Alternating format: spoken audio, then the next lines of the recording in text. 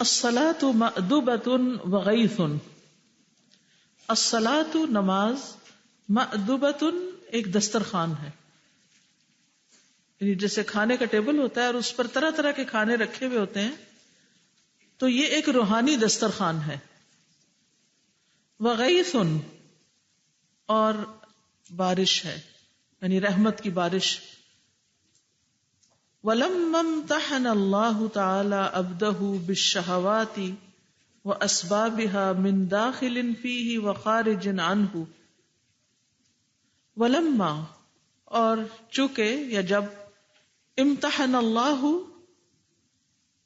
امتحان لیا اللہ نے یا آزمایا اللہ تعالی نے، عبدہ اپنے بندے کو، بالشہواتی خواہشات کے ساتھ، واسبابها اور ان کے اسباب کے ساتھ، من داخل فیہ جو اس کے اندر ہے، وخارج عنہ اور اس سے نکلنے والی یعنی باہر. اقتضت تمام رحمتہ بہ تو اس کی مکمل رحمت کا تقاضا ہوا اس پر، واحسانہ الیہ اور اس بندے کی طرف احسان کا، ان ہیأ لہ کہ اس نے ان کے لیے تیار کیا، مأدبۃ ایک دسترخوان. قد جمعت من جمیع الوان، قد جمعت جس نے جمع کر لیے، من جمیع الالوان ہر طرح کے رنگ، والتحف اور تحائف، والخلع اور خلعتیں، والعطایا اور عطیات. یعنی اس دسترخوان پر طرح طرح کے رنگ ہیں، تحفے ہیں، خلعتیں ہیں، عطیات ہیں. ودعاہ الیہا اور اس کو دعوت دی اس کی طرف، کل یوم ہر روز، 5 مرات 5 بار. وجعل فی کل لون من الوان تلک المأدبۃ اور اس دسترخوان کے رنگوں میں سے ہر رنگ کو بنایا، لذتاً و منفعتاً و مصلحتاً، لذت کا ذریعہ، فائدے کا ذریعہ اور مصلحت کا ذریعہ. لہذا العبدی اس بندے کے لیے، یہ جو ڈاٹ ہے نا یہاں سے ہٹا دیجیے، مصلحتاً لہذا العبدی الذی قد دعاہ الی المأدبۃ جس کو اس نے دعوت دی اس دسترخوان کی طرف، لیست فی اللون الآخر کسی دوسرے رنگ کی طرف نہیں، لتکمل لذۃ عبدہ فی کل لون من الوان العبودیۃ تاکہ کامل ہو بندے کی لذت ہر رنگ میں عبودیت کے رنگوں میں سے. وَيُكْرِمُهُ بِكُلِّ صِنْفٍ اور اسے عزت بخشے ہر قسم سے، من اصناف الکرامت کرامت کی قسموں میں سے. وَيَكُونَ كُلُّ فعل من افعال تلک العبودیۃ اور ہو ہر فعل ہر کام اس عبادت کے کاموں میں سے، مکفراً دور کرنے والا، ہٹانے والا، لمذموم مذمت کی ہوئی چیز کو، کان یکرہہ بإزائہ جس کو وہ ناپسند کرتا ہے اس سے متعلق، ازائی یعنی ٹورڈز اٹ. ولیثیبہ علیہ اور تاکہ وہ اس پر اسے ثواب عطا کرے یا جزا کے طور پر دے، ریوارڈ دے اس کو، نوراً خاصاً ایک خاص نور کے ساتھ، وقوتاً فی قلبہ اور اس کے دل میں قوت کے ذریعے، وجوارحہ اور اس کے جوارح میں، وثواباً خاصاً یوم لقائہ اور خاص ثواب اس کی ملاقات کے دن کے لیے. جو کہ ابن قیم کا کلام جو ہے تھوڑا سا ادبی بھی ہے، تھوڑا سا اس میں ڈیپتھ ہے، ظاہری باتیں نہیں، اس لیے ذرا سمجھنے میں مشکل ہوگی، اس لیے میں اس کو مزید سمجھاتی ہوں دوبارہ. یہ کہتے ہیں چونکہ اللہ تعالیٰ نے بندے کو خواہشات کے ذریعے آزمایا ہے. دیکھیے ہم کس جگہ پھسلتے ہیں، کہاں نافرمانی کرتے ہیں اللہ کی، جہاں ہماری خواہشات آ جاتی ہیں، ٹھیک ہے نا. تو یہ خواہشات ہمارے لیے بہت بڑی آزمائش ہے. کس کس چیز کی خواہش ہے ہمیں؟ خواہش کیا ہوتی ہے؟ جو دل کی چاہت ہوتی. کیا دل چاہتا ہے؟ کیا کریں؟ سوئے رہیں، آرام کریں. تو وہاں سے کیا آزمائش آتی ہے؟ صبح کی نماز کے لیے اٹھنا مشکل، عشاء کی نماز پڑھنا بھاری. اور کیا خواہش ہوتی ہے؟ کھانے پینے کی. صرف کھانے پینے میں بھوک مٹانے کی خواہش نہیں ہوتی، وہ تو ہے ہی. اس سے زیادہ کیا ہوتی ہے؟ صرف ایک ڈش، اس سے تو نہیں مزہ آیا کھانے کا، موڈ ہی آف ہو گیا. جب دوسری اور تیسری میں پڑھتے ہیں تو پھر کھانے کے لیے بھی تو زیادہ وقت چاہیے نا. اب جب زیادہ دیر کھاتے رہیں گے، ظہر کے وقت یعنی دوپہر کے کھانے کے وقت، یہاں سے آپ گھر گئے، بھوک لگی، پہلے کھانا کھا لیں. اچھا کھانا کھاتے ہوئے اچھا یہ بھی ذرا چکھ لو، وہ بھی چکھ لو، وہ بھی کھا لو، وہ بھی کھا لو. کھاتے کھاتے ٹائم کتنا لگ گیا، پھر نماز کا وقت کون سا رہ گیا. اور جب بھاری پیٹ کے ساتھ نماز پڑھیں گے پھر نماز کا عالم کیا ہوگا؟ سستی. اور کس چیز کی خواہش ہوتی ہے؟ ذرا جا کے دیکھیں آج کل نئے ٹرینڈز کیا ہیں بازار میں. مثلا یا اب تو بازار جانے کی بھی ضرورت نہیں، اپنے لیپ ٹاپ کھولو اور دنیا بازاروں کی، وہاں آن لائن دیکھتے رہو طرح طرح کی چیزیں. اب وہ دیکھ رہے ہیں، ریسٹ کر رہے ہیں، کیلولا بھی کیا، لیٹ کے لیپ ٹاپ اٹھا لیا اور لیٹ ہو گئی نماز کون سی؟ عصر کی. اور اسی طرح پھر مغرب بھی بیچ میں آ گئی. تو ہماری ساری نمازیں کس وجہ سے ان کی کوالٹی ٹھیک نہیں، کس وجہ سے ان میں دل نہیں لگتا؟ کیونکہ ہم خواہشات کے مارے ہوئے بندے. جب تک ہم اپنی خواہشات پر کنٹرول نہیں کریں گے ہماری نمازوں میں خوبصورتی نہیں آ سکتی. کیونکہ دل الجھایا ہوا اور چیزوں میں. ایک ہی تو دل ہے نا، دو تو ہے نہیں. دو ہوتے تو ہم ایک کو ایک کام میں لگاتے اور دوسرے کو دوسرے میں لگاتے. ایک دنیا کے لیے چھوڑ دیتے اور دوسرا کم از کم اللہ کے لیے رکھ لیتے. لیکن اب مسئلہ یہ کہ دل ایک ہی ہے، اس دل میں بس رہی ہیں بہت سی اور چیزیں، بہت سی خواہشات اس کے اندر ہیں. لہذا نتیجہ کیا ہے؟ نمازوں میں وہ لذت ہے ہی نہیں. تو یہ کہتے ہیں وَلَمَّا امْتَحَنَ اللَّهُ تَعَالَى عَبْدَهُ بِالشَّهَوَاتِ وَأَسْبَابِهَا مِن دَاخِلٍ فِيهِ وَخَارِجٍ عَنْهُ. کچھ انٹرنل ہوتی ہیں، کچھ ایکسٹرنل ہوتی ہیں، کچھ باہر سے اندر جا رہی ہیں، کچھ اندر سے باہر آ رہی ہیں. تو اللہ تعالیٰ کو پتا تھا کہ میرے بندے جو ہیں یہ اپنی خواہشات کے آگے کمزور پڑ جائیں گے اور اس طرح وہ عبادت کر نہیں سکیں گے. تو اس نے ہم پر 5 نمازیں فرض کر دی کہ 5 دفعہ تو لوٹ کے آئے میری طرف، تاکہ جس مقصد کے لیے یہ بنے ہیں وہ مقصد پورا کر سکیں. آپ کا کیا خیال ہے اگر نماز فرض نہ ہوتی تو ہم سب کتنی نمازیں پڑھتے؟ ایک بھی نہ پڑھتے. فرض ہوتے ہوئے، اتنی وعید تاکید ہوتے ہوئے بھی ہم صحیح طور پر ادا نہیں کرتے. کہاں یہ تھا کہ اگر نہ ہوتی تو پھر کیا کرتے؟ تو اقتضت تمام رحمتہ بہ واحسانہ الیہ. تو بندے پر اللہ کی جو رحمت ہے اور اس کا احسان ہے، اس کا تقاضا تھا ان ہیأ لہ مأدبۃ، کہ اللہ اس کے لیے ایک روحانی دسترخوان تیار کرے. قد جمعت من جمیع الالوان والتحف والخلع والعطایا، جس کو طرح طرح کے رنگوں سے، تحفوں سے، خلطوں سے اور عطیات سے اس نے سجا دیا. اب یہ آگے جا کے آپ کو بتائیں گے یہ کیا کیا اس میں رنگ ہیں، کیا کیا چیزیں ہیں نماز کے اندر جن کی طرف اللہ نے دعوت دی. چلیے تھوڑا سا آپ اپنے دماغ پر زور ڈالیں، غور کریں کہ جب ہم نماز پڑھنے کے لیے جاتے ہیں تو سب سے پہلے کیا کرتے ہیں؟ وضو کا کیا فائدہ ہے؟ صاف ستھرے ہو جاتے ہیں، جی تازہ دم ہو جاتے ہیں، جی ذہنی تیاری ہو جاتی، جی اوکے. ظاہری فائدہ کیا ہوتا ہے کہ ہم صاف ستھرے ہو جاتے ہیں، فریش ہو جاتے ہیں، پھر اللہ کی طرف جانے کو دل چاہتا ہے. صحیح ہے، جاگ جاتے ہیں، غفلت سے جاگ جاتے ہیں، دوسری نیند سے جاگ جاتے ہیں. پھر آپ دیکھیے کہ نماز میں زیادہ تر جو چیزیں ہم پڑھتے ہیں وہ دعائیں ہی دعائیں ہیں. کس کا فائدہ ہو رہا ہوتا ہے؟ ہمارا اپنا فائدہ ہو رہا ہوتا ہے. جو ہماری حرکات ہیں وہ ساری ایکسرسائزز کے بہترین حصے ہیں، فزیکلی ایکٹیو ہو رہے ہوتے ہیں. پھر اس کے بعد ایک پروٹیکشن کا جو احساس ہوتا ہے اللہ کی طرف سے، پھر وہ جو دعائیں قبول ہو جاتی ہیں، پھر اس کے بعد سے اٹھ کے ہمارے دل کے اندر جو سکون آتا ہے. تو بہت ساری چیزیں ہیں جو ہمیں نماز سے ملتی ہیں جو اس کے بغیر ملتی ہی نہیں.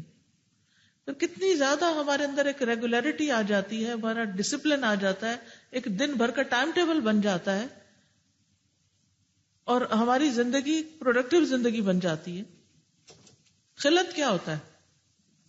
کسی کو آنر بخشنے کے لیے کوئی لباس پہنایا جانا، وہ خلت ہوتی. تو شاہی خلت یہ ہوتی ہے کہ بادشاہ وغیرہ جو تحفے تحائف وغیرہ دیتے ہیں، تو اس سے انہوں نے تعبیر کیا ہے. ٹھیک ہے. ابھی میں پچھلے دنوں حیدرآباد گئی تھی، سندھ کے علاقے میں، تو وہاں میں جس درس پر جاتی وہ مجھے سندھی اجرک پہناتے. تو میں کہتی اس تکلف کی کیا ضرورت ہے، یہ کیوں آپ کرتے ہیں؟ تو وہ کہتے نہیں، یہ ہمارا یہاں کا کلچر ہے اور یہ ہم اس طرح عزت بخشتے ہیں.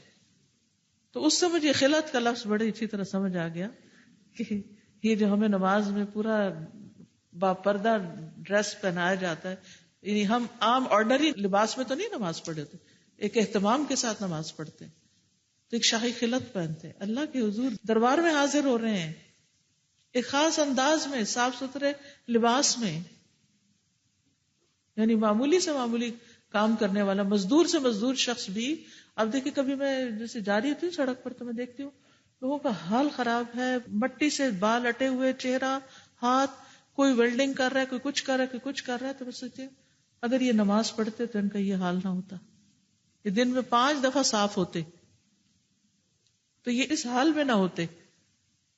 تو یہ جو اللہ نے ہم پر نماز کے ساتھ جو چیزیں رکھی ہے، جو دسترخوان رکھا ہے نا، کہ جو اہتمام ہے، اس کی شرائط ہیں، ارکان ہیں، اس کے ساتھ بہت ساری چیزیں ہیں، یہ ایک بہت بڑی عنایت ہے، رحمت ہے اللہ رب العزت کی ہم پر کہ اس نے یہ شرائط رکھی ہیں.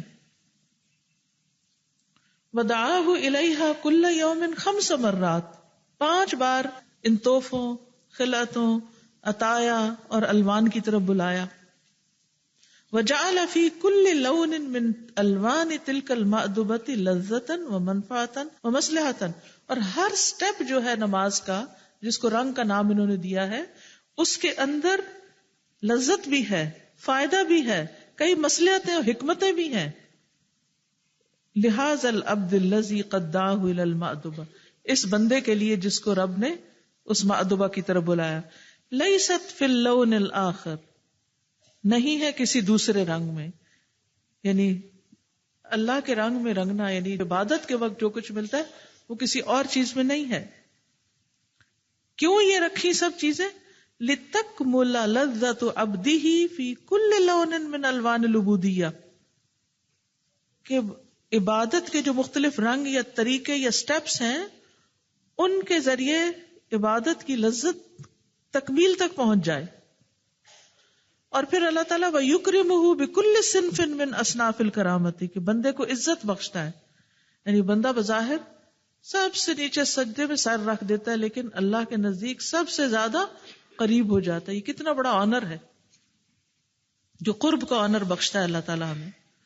وَيَكُونَ كُلُّ فِعْلٍ مِّنْ أَفْعَالِ تِلْكَ الْعُبُودِيَّةِ مُكَفِّرًا لِمَذْمُومٍ كَانَ يَكْرَهُ بِإِزَائِهِ، اور ان افعال کے ذریعے اللہ تعالیٰ کئی مذموم چیزوں کو جن کو وہ ناپسند کرتا ہے ان کو ہٹاتا بھی ہے، بندے سے ازالہ بھی کرتا ہے. وَلِيُثِيبَهُ عَلَيْهِ نُورًا خَاصًا، خاص نور عطا کرتا ہے. وَقُوَّةً فِي قَلْبِهِ وَجَوَارِحِهِ، اور اس نماز کے ذریعے دل اور جوارح میں قوت آتی ہے. دل کی قوت تو آ گئی، جوارح کی قوت کیسے آتی ہے؟ آپ نے دیکھا ہوگا کہ جو لوگ نماز پڑھتے ہیں نا، کھڑے ہوتے ہیں، رکوع کرتے ہیں، سجدے میں جاتے ہیں، خاص طریقے پر تورک کرتے ہیں، بیٹھتے ہیں یعنی تحیات میں، ان کے جسموں کے اندر بڑھاپے تک فلیکسیبلٹی رہتی ہے.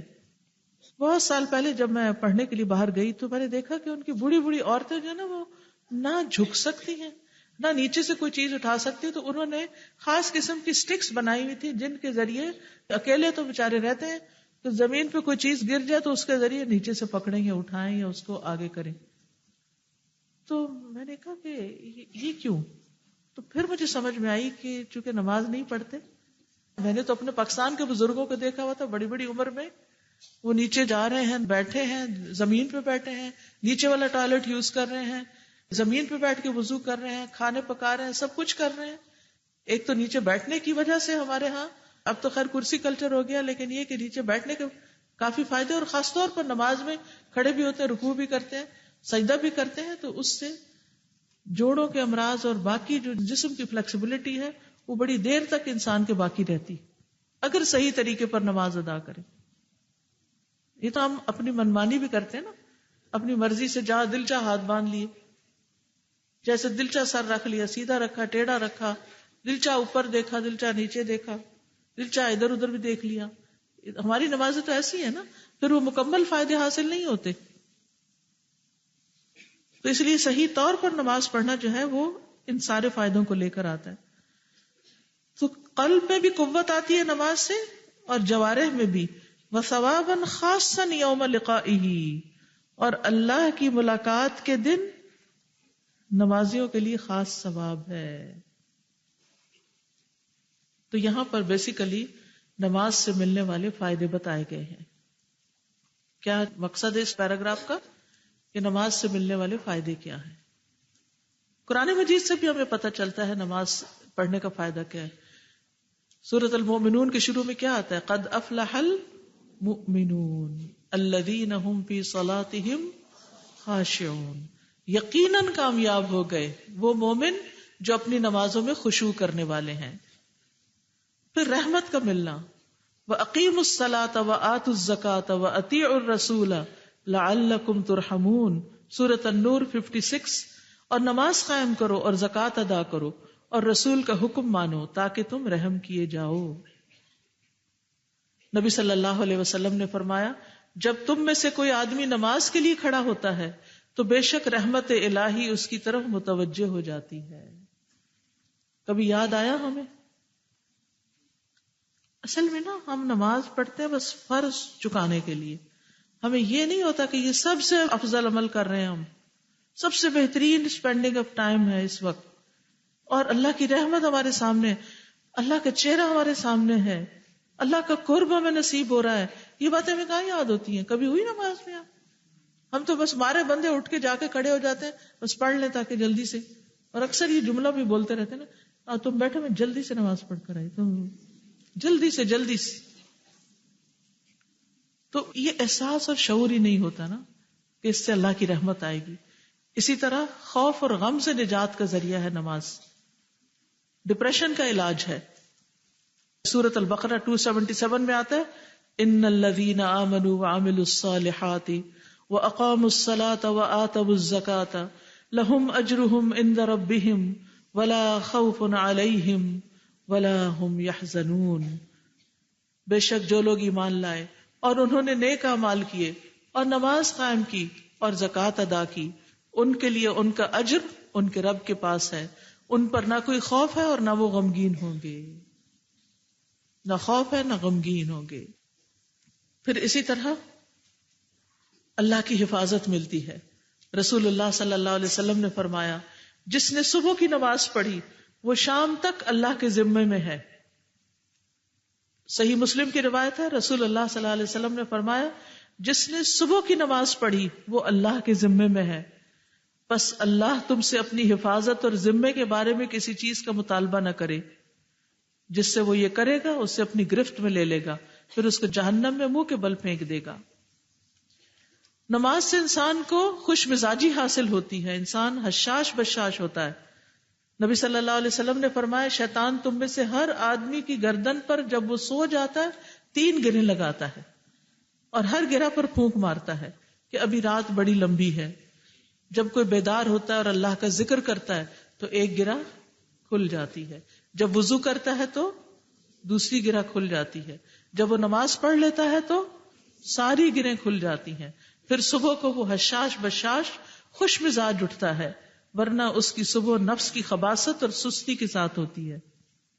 تو یہ فائدہ کس سے حاصل ہوا؟ نماز سے. بیماری سے شفا حاصل ہوتی ہے.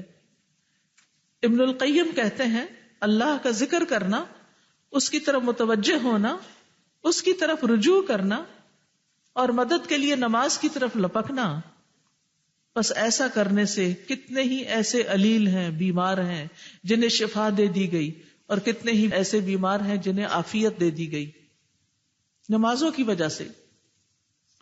پھر نماز برائی اور بے حیائی سے روکتی ہے. ان الصلاۃ تنہی عن الفحشاء والمنکر ولذکر اللہ اکبر. اور یقیناً اللہ کا ذکر سب سے بڑا ہے. پھر اسی طرح آپ دیکھیے کہ نماز صرف حرکات و سکنات کا نام نہیں، اٹھے بیٹھے اور چند الفاظ پڑھ لیے، یہ نہیں ہے نماز، بلکہ یہ ہمیں مہذب بھی بناتی ہے کہ ادب سے کیسے کھڑے ہوتے ہیں، جھکتے کیسے ہیں، ہمبلنس کیسے آتی ہے انسان کے اندر. امام ابن تیمیہ کہتے ہیں کہ نماز کو اگر اسی طرح ادا کیا جائے جیسے حکم دیا گیا تو یہ نماز اسے برائی اور بے حیائی سے روکتی ہے، اور جب اسے وہ نہ روکے تو اس بات کی دلیل ہے کہ وہ نماز کا حق ادا نہیں کر رہا، نماز کا حق ضائع کر رہا ہے. سمجھ آ گئی؟ کیونکہ بہت سے لوگ کہتے ہیں وہ نماز بھی پڑھتا اور بے حیائی کے کام بھی کرتا ہے. بات یہ وہ نماز ٹھیک ہی نہیں پڑھتا. اگر وہ نماز صحیح طور پہ ادا کرتا ہوتا تو برے کام چھوڑ دیتا. پھر نبی صلی اللہ علیہ وسلم نے نماز کو نور بھی کہا ہے، الصلاۃ نور. اس سے غیر اخلاقی برائیاں بھی دور ہوتی ہیں. سورۃ المعارج میں آتا ہے ان الانسان خلق ہلوعا اذا مسہ الشر جزوعا واذا مسہ الخیر منوعا الا المصلین الذین هم علی صلاتهم دائمون. بلا شبہ انسان تھوڑ دلا پیدا کیا گیا ہے، جب اسے کوئی تکلیف پہنچتی ہے تو گھبرا اٹھتا ہے، جب مال ملتا ہے تو بخیل بن جاتا ہے، سوائے نماز ادا کرنے والوں کے جو اپنی نماز پر ہمیشگی اختیار کرتے ہیں. پھر بری عادتوں کا ختم ہونا. ابو ہریرہ کہتے ہیں ایک آدمی نبی صلی اللہ علیہ وسلم کے پاس آیا، کہا کہ فلاں آدمی رات کو نماز پڑھتا ہے لیکن صبح کے وقت چوریاں کرتا ہے. آپ نے فرمایا ان قریب وہ نماز میں جو کہتا ہے وہ اس کو چوری سے روک دے گا. لیکن یہ کس کی نماز اسے چوری سے روکتی ہے؟ جو نماز سمجھ کے پڑھے. اسی طرح انسان کے گناہوں کا کفارہ، انسان سے آزمائشیں بھی دور ہوتی ہیں. حذیفہ کہتے ہیں کہ انسان کا وہ فتنہ جو اس کی بیوی، اولاد اور پڑوسی میں ہوتا ہے، نماز، صدقہ اور اچھی بات اس کے لیے کفارہ بن جاتا ہے. یعنی انسان کے گناہوں کا کفارہ ہو جاتا ہے. نماز کے لیے حاضر ہونے والے سے اللہ تعالیٰ خوش ہوتے ہیں. نبی صلی اللہ علیہ وسلم نے فرمایا جو مسلمان مرد نماز اور ذکر کے لیے مسجدوں میں پابندی سے حاضر ہوتا ہے اللہ تعالیٰ اس سے ایسے خوش ہوتا ہے جس طرح مسافر کے گھر والے اس کے گھر آنے پر خوش ہوتے ہیں. سبحان اللہ. یعنی مسافر کے گھر آنے پر گھر والے خوش ہو جاتے ہیں نا، ایسے اللہ تعالیٰ خوش ہوتا ہے ان بندوں سے جو پابندی سے حاضری دیتے ہیں مسجدوں میں.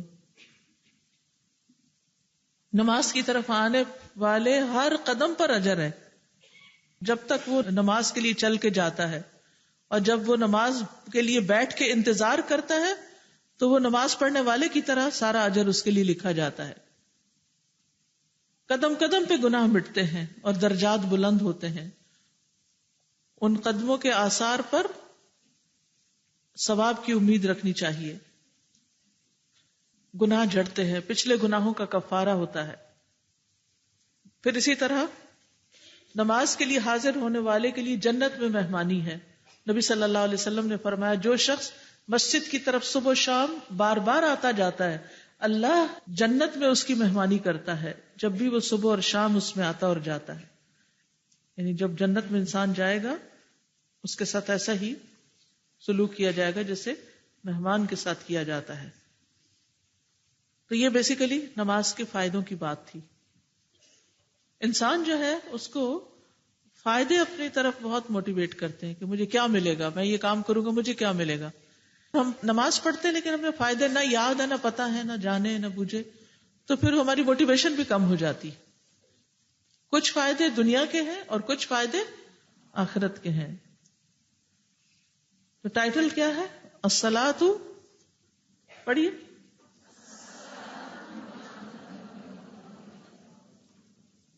غیث. غیث کس کو کہتے ہیں؟ کون سی بارش جو قحط سالی کے بعد آتی ہے.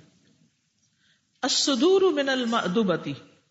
الصدور واپس جانا، من المأدبتی دسترخوان سے، یعنی نماز پڑھ کے لوٹنا دنیا کی طرف، دسترخوان سے واپس لوٹنا. فَيَصْدُرُ الْمَدْعُوُّ مِنْ هَذِهِ الْمَأْدُبَةِ. تو نکلتا ہے، لوٹتا ہے مدعو اس دسترخوان سے. مدعو کون تھا؟ نمازی، جس کو انوائٹ کیا گیا تھا کچھ کھانے کے لیے. وقد اشبعہ وارواہ، اور تحقیق اس نے اس کو سیر کر دیا اور سیراب کر دیا، یعنی اللہ نے اس کو سیر و سیراب کر دیا. اشبع یعنی بھوک مٹا دی اس کی اور پیاس مٹا دی اس کی. وخلع علیہ بخلع القبول، اور اسے قبولیت کی خلعت عطا فرمائی. واغناہ، اور اس کو بے پرواہ کر دیا یا غنی کر دیا. لأن القلب كان قبل قد ناله من القحط والجدب والجوع والظمأ والعري والسقم ما ناله.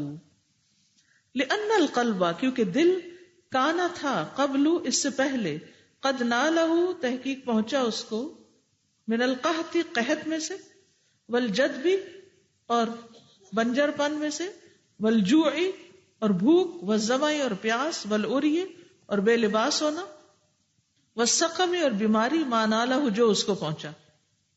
فاصدرہ من عنده، تو جب وہ اس کے پاس سے واپس پلٹا، وقد اغناہ، اور تحقیق اللہ نے اس کو غنی کر دیا، وآتاہ، اور اس کو عطا کر دیا، من الطعام والشراب واللباس والتحف ما یغنیہ، کھانا پینا، لباس، تحفے، اور جو اس کو غنی کر دے. خلاصہ اس کا یہ ہے کہ انسان جب نماز سے فارغ ہوتا ہے تو بہت کچھ حاصل کر چکا ہوتا ہے.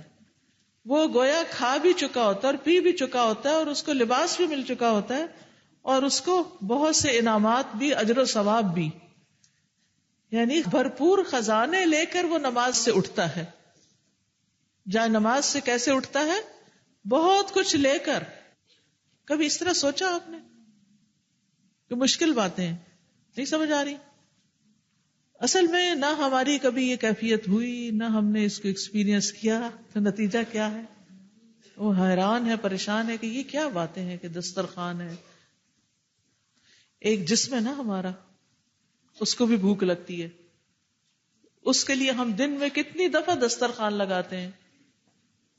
3 دفعہ تو لگتا ہی ہے نا. ٹیبل لگاتے ہیں، دسترخوان ذرا پرانا لفظ ہو گیا، ٹیبل لگانے کی بات کر لیتے ہیں، زیادہ سمجھ آ جائے گی. آپ جو کھانے کا وقت ہوتا ہے کہتے ٹیبل لگاؤ، پھر کہتے ٹیبل لگ گیا ہے، آ جاؤ، پھر جاتے ہیں، پھر رنگا رنگ چیزیں کھاتے ہیں، پھر خوش ہو کے وہاں سے اٹھ جاتے ہیں. ادھر سے اللہ اکبر اذان آ جاتی ہے. روح ابھی پیاسی ہے، روح نے نہ کھانا کھایا ہے، نہ اس نے کچھ انجوائے کیا ہے، ابھی وہ قحط زدہ ہو گئی ہے. اس کا کھانا کہیں اور رکھا ہوا ہے، وہ ہے مصلے پر. تو جب ہم وہاں جاتے ہیں تو ہماری روح کا ایک دسترخوان ہوتا ہے جہاں سے ہم یہ سارا کچھ پھر لے کر واپس لوٹتے ہیں. اب دیکھیے، صبح ہوتی ہے، فجر کی نماز ہوتی ہے، اور ہلکا پھلکا ناشتہ بھی ہوتا ہے. پھر 10-11 بجے کیا کرتے ہیں آپ؟ سنیک لیتے ہیں تھوڑا سا، اور دوحا چاشت، ٹھیک ہے. پھر دوپہر کا کھانا کھاتے ہیں اور ظہر کی نماز پڑھتے ہیں. کھانا بھی زیادہ، نماز بھی لمبی. پھر عصر کی چائے پیتے ہیں، عصر کی نماز بھی ہوتی. پھر مغرب کے وقت تھوڑا بہت کچھ لے لیا، لیکن اس وقت ہماری روح کی طلب زیادہ ہوتی ہے کھانے سے. پھر عشاء، ڈنر اور عشاء دونوں. تو یہ ساتھ ساتھ چل رہے ہوتے ہیں، یعنی جسم کی ضرورت بھی اور روح کی بھی. ہم جسم کو تو کھلا کھلا کے موٹا کرے جاتے ہیں، اور روح کے لیے وہ دسترخوان پہ جاتے ہی بس تھوڑی دیر کے بعد فوراً واپس. صرف ایک کمپیرزن کر لیں، کیا ڈائننگ ٹیبل پر اور مصلے پر جو ٹائم لگتا ہے دونوں ایک ہی جتنا ہوتا ہے، یا زیادہ یا کم؟ کہاں زیادہ وقت لگتا ہے؟ کیا یہ ممکن ہے کہ آج رات کے کھانے کو ہی کمپیئر کر لیں، عشاء کی نماز کا ٹائم کیلکولیٹ کر لیں اور رات کے کھانے کا ٹائم کیلکولیٹ کر لیں؟ اور اگر آپ نے خاص طور پر باہر جا کے کھانا ہو، کیونکہ باہر کی دنیا آپ سے ہی آباد ہے نا، آپ نہ جائیں تو کیسے آبادی ہو وہاں کی. وہاں پہلے تو سلیکشن میں ٹائم لگتا ہے، پھر آرڈر پلیس کرنے میں لگتا ہے، پھر کھانے میں لگتا ہے، پھر گپ شپ میں لگتا ہے. کتنا ٹائم لگ جاتا ہے. اور اس کے مقابلے میں مسجد جانا ہو تو کتنی دیر لگتی ہے. اور اگر مسجد میں کہیں کوئی درس شروع ہو جائے تو ناراض ہو کے اٹھ جاتے ہیں. یہ سب کچھ ہم کر رہے ہیں نا، یہ کسی اور دنیا کی باتیں تو نہیں نا. پھر آپ دیکھیے اگر کسی شادی کے کھانے پہ جانا ہو تو اس میں کتنے گھنٹے لگتے. اور وہاں نماز کیسی ہوتی ہے ہماری. بعض اوقات ہم وہیں کسی کونے میں کھڑے ہو کے عشاء پڑھنے لگتے ہیں تاکہ گھر جا کے نہ پڑھیں، کیونکہ گھر جانا بھی تو لیٹ ہے نا، عشاء بھی نکل چکی ہوگی. آپ کو پتا ہے نا عشاء کا وقت 12 بجے کے بعد تو پھر وہ قضا میں آ جاتا ہے نا، تاخیر ہو جاتی ہے. اصل وقت تو اس کا نصف رات سے پہلے کا ہی ہے. تو جب شادی 1 بجے ختم ہوئی تو پھر گھر آ کے کیا نماز پڑھی آپ نے. اس سارے ہمارے رویے کی وجہ سے ہمارے نفسیاتی مسائل، روحانی مسائل، یہ سب بڑھتے چلے جا رہے ہیں. یہاں پر یہ جو انہوں نے کہا ہے نا کہ یہ بڑی اہم بات ہے، لِأَنَّ الْقَلْبَ كَانَ قَبْلُ قَدْ نَالَهُ مِنَ الْقَحْطِ وَالْجَدْبِ وَالْجُوعِ وَالظَّمَإِ وَالْعُرْيِ وَالسَّقَمِ مَا نَالَهُ. ایک نماز سے دوسری نماز کے بیچ میں دل کی حالت کیا ہو جاتی ہے؟ قحط زدہ ہو جاتا ہے، بنجر ہو جاتا ہے، بھوکا ہو جاتا ہے، پیاسا ہو جاتا ہے، بے لباس ہو جاتا ہے، بیمار ہو جاتا ہے. فَأَصْدَرَهُ مِنْ عِنْدِهِ وَقَدْ أَغْنَاهُ وَآتَاهُ مِنَ الطَّعَامِ وَالشَّرَابِ وَاللِّبَاسِ وَالتُّحَفِ مَا يُغْنِي. یہ سب دل کے تحفے ہیں، دل کے لیے ساری چیزیں، یہ ساری برکتیں رحمتیں سمیٹ کے وہ واپس جاتا ہے تو دل غنی ہو چکا ہوتا ہے. آپ کو اس غنا کی کیفیت محسوس ہوتی ہے کبھی کہ جب آپ مصلے سے اٹھتے جو دل کے اندر ایک راحت اور ایک ٹھنڈک اور ایک خوشی. اس کے باوجود لوگ نماز نہیں پڑھتے اور کہتے ہیں کہ کوئی وظیفہ بتا دیں ہمیں کہ جس سے ہمارے گھر کے مسائل ختم ہو جائیں. اس کو جن ہے، اس کو جادو ہے، اس کو نظر لگ گئی ہے، اس کو کچھ ہے. کیوں ہو گیا یہ سب کچھ؟ بنیادی وجہ کیا ہے؟ نمازوں سے غفلت. اللہ نے ہمیں ایک لباس دیا تھا پروٹیکشن کا، لیکن ہم نے اسے خود ہی تار تار کر دیا. تو نماز سے فراغت پر ملنے والا اجر کیا ہے؟ احادیث کی روشنی میں رسول اللہ صلی اللہ علیہ وسلم نے فرمایا، جب بندہ وضو کرتا ہے اور اپنے وضو کو مکمل کر کے اپنی نماز شروع کرتا ہے، پھر اپنی نماز مکمل کرتا ہے تو وہ اپنی نماز سے ایسے نکلتا ہے جیسا کہ اپنی ماں کے پیٹ سے گناہوں سے پاک نکلا تھا. کیسے نکلتا ہے؟ جیسے گناہوں سے پاک. یہ مسند احمد کی روایت ہے. ایک اور مسند احمد کی روایت ہے، رسول اللہ صلی اللہ علیہ وسلم نے فرمایا، جب کوئی شخص نماز کے بعد اپنی جائے نماز پر بیٹھا رہتا ہے تو فرشتے اس پر صلاۃ پڑھتے رہتے ہیں، اور فرشتوں کی اس پر صلاۃ یہ ہے، اللہم اغفر لہ وارحمہ، اے اللہ اسے معاف کر دے، اس پہ رحم فرما. اور اگر وہ بیٹھ کر اگلی نماز کا انتظار کرتا رہے تو بھی فرشتے اس وقت تک اس کے لیے صلاۃ پڑھتے رہتے ہیں، اور ان کی صلاۃ یہی ہے، اللہم اغفر لہ اللہم ارحمہ. تو جو شخص یہ چاہتا ہے کہ اس کو مغفرت اور رحمت ملے، اسے کیا کرنا چاہیے؟ جی کیا کرنا چاہیے؟ سب بول کے بتائیں مجھے. نماز کے بعد بھی مصلی پہ بیٹھے رہنا چاہیے. کوئی غلطی یاد آ جائے، کوئی قصور، کوئی گناہ، تو صرف نماز پڑھ کے اٹھنے کے بھاگنے کی فکر نہ کریں کہ ہو گیا سب ٹھیک، بعد میں بھی مصلی پہ بیٹھیں. چلے اب آپ کی باری ہے، آپ کچھ کہنا چاہیں؟ جی وعلیکم السلام. آنکھیں نہیں بند کرنی چاہیے، آنکھیں کھول کے نماز پڑھیں اور سامنے سجدے کی جگہ پہ دیکھیں. ٹھیک ہے؟ نہیں کوئی ایسی ہمیں حکم نہیں کہ خانہ کعبہ کو ذہن میں رکھے یا کسی خاص چیز کو رکھے، بس آپ جو پڑھ رہے ہیں اس پہ توجہ رکھیں. جی فرمائیے. میں نے سوال کرنا ہے کہ جب ہم کرسی پہ بیٹھ کے نماز پڑھتے ہیں تو اس کا درجہ کیا ہوتا ہے جو صحیح سجدہ کر کے نماز پڑھتے ہیں اس کی نسبت؟ دیکھیے تھوڑی بہت تکلیف پہ کرسی پہ مت جائیے. اچھا. پوری کوشش کیجئے، علاج کیجئے کہ نیچے ہی نماز ہو. لیکن اگر کوئی معذور ہے، کوئی شدید بیماری ہے، تو اس وقت بیٹھ کر پڑھنا جو ہے کوئی حرج نہیں، لیکن پھر بھی فرض میں کھڑے ہو کر پڑھیں اور سجدہ اور رکوع بیٹھ کر لیں اشاروں سے. ٹھیک ہے؟ لیکن جیسے نوافل وغیرہ عام طور پر ہم لوگ بیٹھ کر پڑھتے ہیں تو اس کا نصف ثواب ہوتا ہے، آدھا ثواب ہوتا ہے. فرض نماز کھڑے ہو کر ہی ہوتی ہے. قوموا للہ قانتین، قیام جو ہے نماز میں وہ فرض ہے. ٹھیک ہے جی. السلام علیکم. نماز کی لذت ہے وہ حاصل ہو کر بھی چھن جاتی ہے کئی دفعہ کئی بیماریوں سے نا، ذہنی بیماریاں کئی ہوتی ہیں جس سے آپ ویسے نہیں کنسنٹریٹ کرتے کسی بھی چیز پہ نا، تو بہت تکلیف ہوتی ہے پھر نا. اور نماز بس سب سوچا ہی نہیں جاتا نماز میں نا. جتنا بھی فاتقوا اللہ ما استطعتم. جی. جماعت کے ساتھ عشاء کی نماز جب ہو رہی ہوتی ہے خانہ کعبہ میں تو ہم اس کے ساتھ پڑھ سکتے ہیں ٹی وی لگا کے؟ نہیں، ٹی وی کے ساتھ نماز نہیں ہوتی، امام کو سامنے ہونا چاہیے. السلام علیکم. جو آج کل کرسیاں چلی ہوئی ہیں جن کے اوپر آگے ٹیبل بھی ہوتا ہے، اگر اس پہ سجدہ کیا جائے تو کیا وہ جائز ہے؟ نہیں، نماز کے وقت ٹیبل یا تکیے یا سرہانے کسی چیز پر سجدہ نہیں ہوتا، اشارے سے ہی سجدہ ہوتا ہے، بس صرف جھک کے پہ نہیں رکھے سر، منع کیا گیا اس سے. جی بولیے. استاذہ میں یہ کہہ رہی تھی کہ جب ہمیں تیز بھوک لگی ہو اور پھر ہمارا دل ہوتا ہے کہ ہم خوب ریلیکس ہو کے ابھی ہمیں کوئی ڈسٹرب نہ کرے، ہم کھانا کھائیں، اور کھانا کھانے کے بعد ایک دم ہماری تھاٹس بھی کلیئر ہو جاتی ہیں، ایک دم بڑا ایسے لگتا ہے جیسے واقعی ایک جان واپس آ گئی ہے.